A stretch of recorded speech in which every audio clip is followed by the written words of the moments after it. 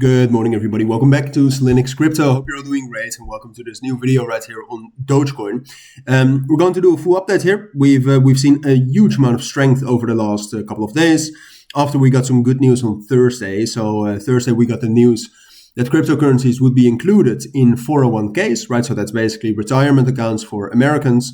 Which is a huge market. There's a lot of money going into 401ks. So crypto and real estate being opened up for that is great. And that has caused a major surge in crypto prices. I mean, what I said the last time on Dogecoin is that I did think it was most likely we were going to see some sort of a bullish reaction, and that we would see some stability. But I thought from that stability, it was more likely that we would still see a move down because of the fundamentals, and at least that we would stay in that stability, right? So in that stability between, 21.5 cents, which we have already broken out on Thursday when we got that news, right? So I was wrong about that. But then again, after the news, I did switch my bias, right? So if news comes in, you always have to change your prediction and your expectation. But we broke above that. I thought it was more likely we would see stability. We've broken above that with volume.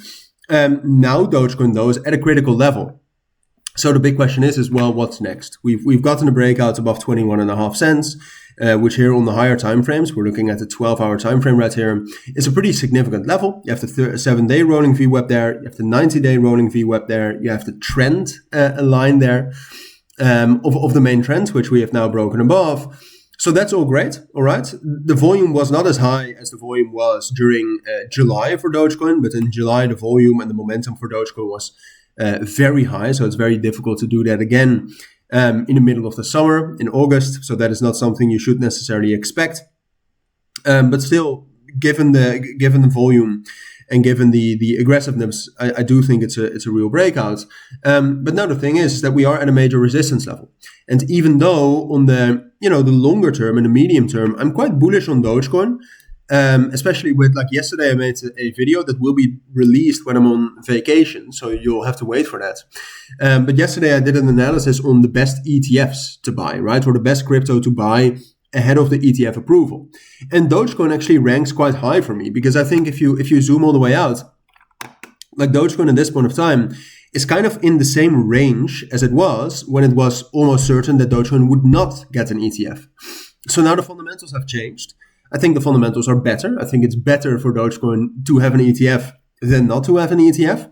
But we're still in that range, right? So I think, and that's also where a lot of the aggressive buying came from in July, I think, for Dogecoin. So medium term, long term, I'm bullish on that. But I think short term, given the divergences we're seeing with that momentum, with the price moving up higher aggressively, but with much, much less power, much, much less strength being behind that, and the main resistance level that we're at a very strong resistance level between 25 and 23.5 cents. I would say it's a little bit more likely that initially we will rally up higher into that resistance level, but that from there we will reject, at least down into this level right here at 22.5 cents, 21.5 cents.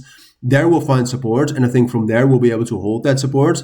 And from there, at least if the fundamentals are still good around Dogecoin, right? So basically, if we have not received any news that's bad for the markets, I think from there we can actually get a move up higher.